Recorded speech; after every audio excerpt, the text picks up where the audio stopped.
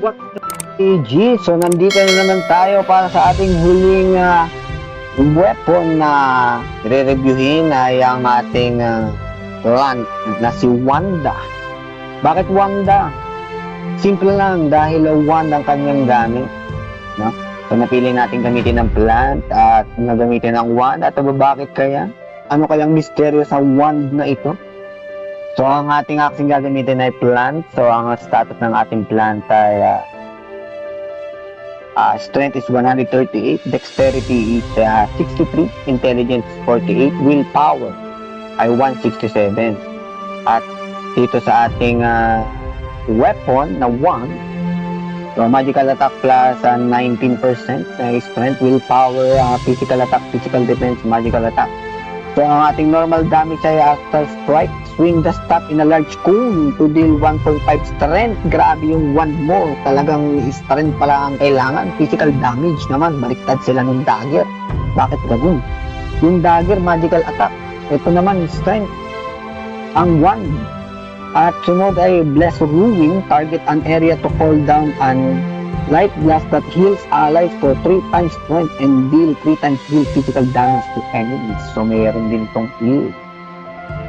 At sa ating mga naman ay Spirana na may bubble bomb. So papalitan natin yan, magre-reroll tayo ngayong araw. Alam ko may action na ako dito eh. Wait lang, tingnan natin ha. Tapos deal strength and dex. No? So yung dual blade, papalitin natin yan, yung Biden's at yung ating Nutcracker. So tingnan mo natin ating see. Alam ko meron na akong na plant eh, hindi gamit natin para. Ito ba yun? Hindi.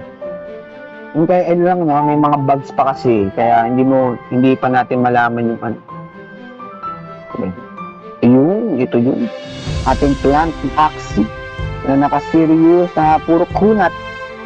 Kasi susubukan natin siya sa boss at sa ano. So as usual, ayan, may bug pa rin. Punta na natin sa ating combat para tayo makapag-simple. Yung nampas na, no? Grabe yung wand na to. Hindi siya magic na yan, no? Yakong. So, yari pa na to kay ano? Yari to kay Ibong Tiririk. Kasi nung si Ibong Tiririk, bago ka lang kasi, eh.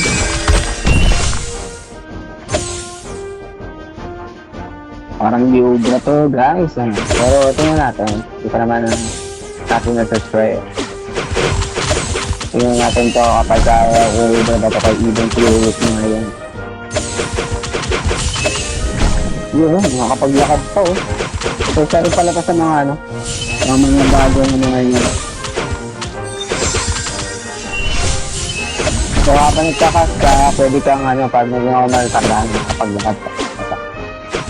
So, pwede kang umiwas. Grabe naman dyan ang dami.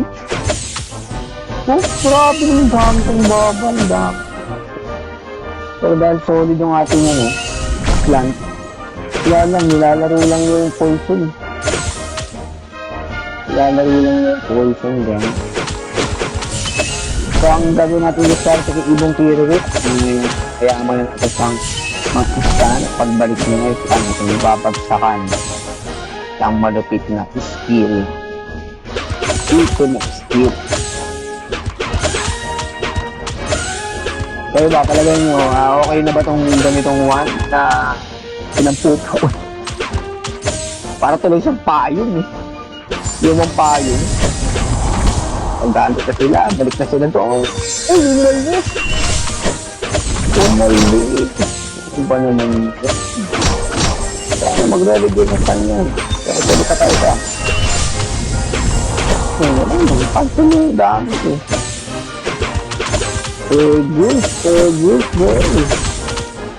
Kapag natin sa survival, siyempre, survive talaga yan. Okay. So, kapag nagkaka, pwede kang umilag. So, gawin pa lang gagawin natin discard sa kanya. So, pag nag-exit tayo sa harapan yun, ilag na tayo. Ilag yun.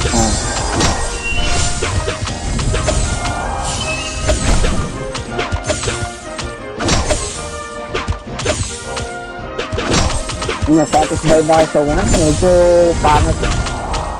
Kasi 1 tapos strength. Diba? Strength tapos 1. Medyo alanganin tayo dito sa ating huling ano. Tignan pa natin. Damage. Kung titignan mo yung damage niya, hindi rin ganun kalakas. Yung kanyang ultimate. Hindi, isa pa ultimate. Kung ano yung ating pangyayon. Nandiyan ka sa gusto mo nga.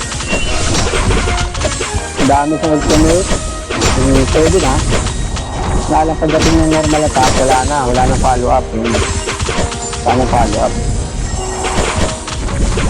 Nako. Mukhang lalag natin to kaya no? Mukhang lalag natin to sa boss. So try pa ba natin sa boss to dyan? Try natin sa boss para makita natin. Sana i-improve nila itong 1. hindi convincing yung 1. Kita mo naman naging melee damage yung 1. Batod. Kasan yun nga pa ng damage. Siguro dahil sa Actipog, ganun ba yun? Pero hindi rin eh. Marami siyang disadvantage. Meron siyang heal, oo, pero alam ko ano ba ito? Ito ba ang magiging pare? Tama ba? Si Wanda ba magiging pare dito sa game na to? Or ano? Battleproof? Ganun ba? Ganun ba ang atake ninyo?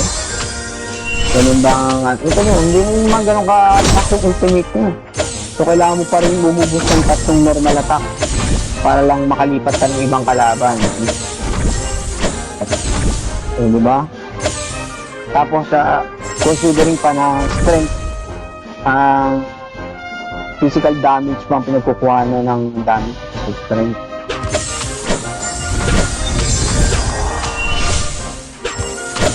May iba po siya dahil hindi tayo na-stun. Pero kung na-stun tayo, hindi may iba pa kung yung cooldown yun, mabagal din. Yan lang, pwede tayo mag-dance doon sa nag-dance.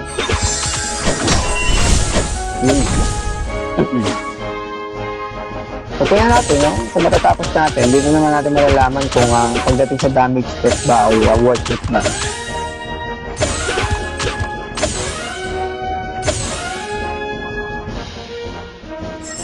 Sana improve pa nila itong 1.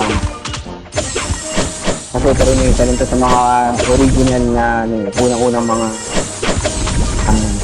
weapon na ginamit nung unang playset. Pero kung gamitin lang yung 1 for support, siguro lang. Lalo na kung kung support build ka, so pwede mo gamitin yung 1. Ang alay lang na sa strength ng dadalhin. Dapat sa intelligence kung 1. Yan! Okay, kung 8-7 seconds pa. Pinuto natin para makalak tayo.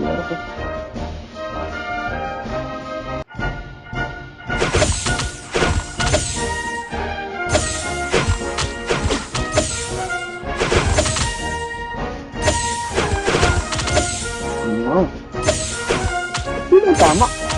Oh. Yan, ang laka na po rin ang pulso natin. Ayan. Pero pagdating sa sa mga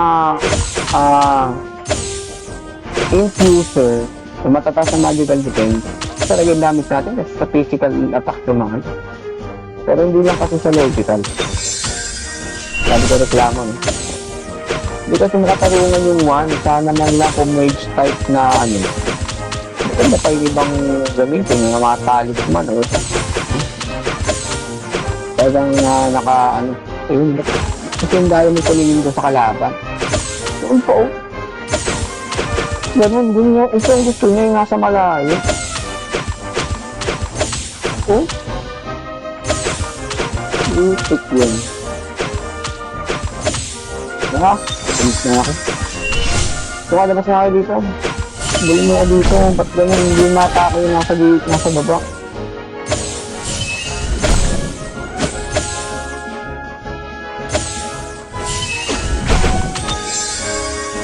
Yung lumata ako, no?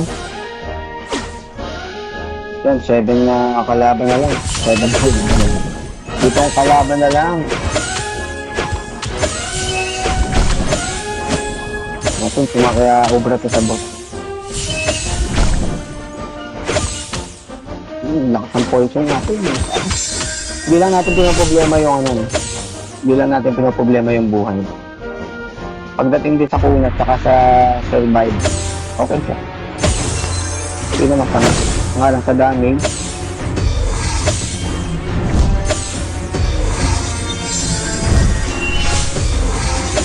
Okay.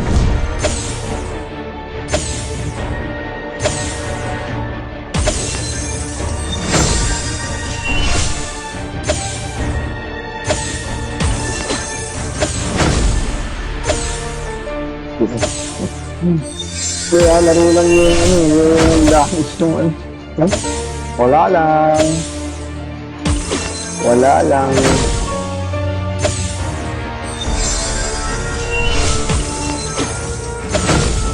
Hindi kaya nagkano yun, no? Bagay, wala pa kasi mga classes dito kung malakas ba ang damage mo sa certain class eh. Wala pa ba naglalakad? Sabi ka, itutan mo lang ito. Ikutan mo lang. Kung bala kayo dyan, wala akong pake. Sana rin lang natin. Ikot-ikot na tayo sa kanyang. Chill lang, chill lang. Chill tayo, chill lang, chill. Ano, pag matapit ka sa radio, sakit. Chill lang tayo, chill. Kaya naman, malapit ka naman tayo sa radio. Sakit. Pambarin lang natin yan. Ikot-ikot lang tayo sa kanya. Ikot-ikot lang yan. Ouch.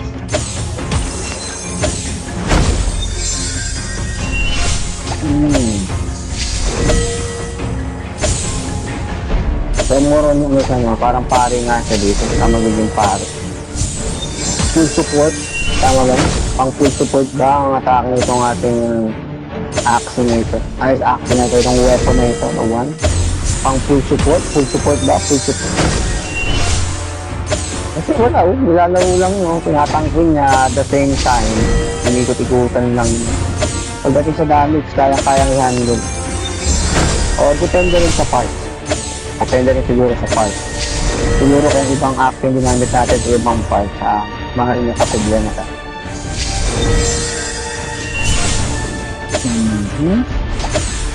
Pag ganun-ganun lang, patalo na pag ganun-ganun lang. Ayan, sa takas muna tayo.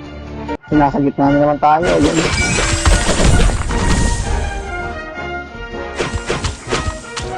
Sa gitna na naman. Pero bagdat, ito, ewan ko kung natin yung oras ito.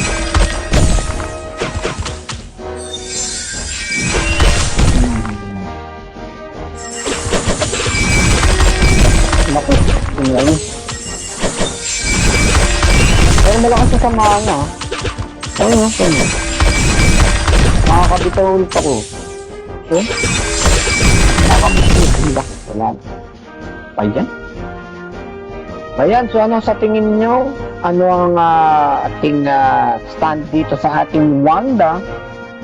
Effective ba siya pagdating sa damage or pagdating sa support? Support ba siya or siya ba ang tinatawag na full support na priest dito sa TS Legacy? So, hindi pa natin alam kung ano magiging future ng mga weapons dito, no? So, i-breakdown naman natin ang mga weapons na yun. Titingnan natin kung sa official launch ba ay magbabago pa ang mga weapons na to. So, syempre, may mga feedback din ay papasa yung community. Ang ating mga tinatakel naman dito ay syempre, hindi naman yun yun na magiging basehan talaga ng activity. So, nagbibigay lang tayo ng mga suggestion, ng mga tips, ng mga experience natin dito sa paglalaro ng TS Legacy.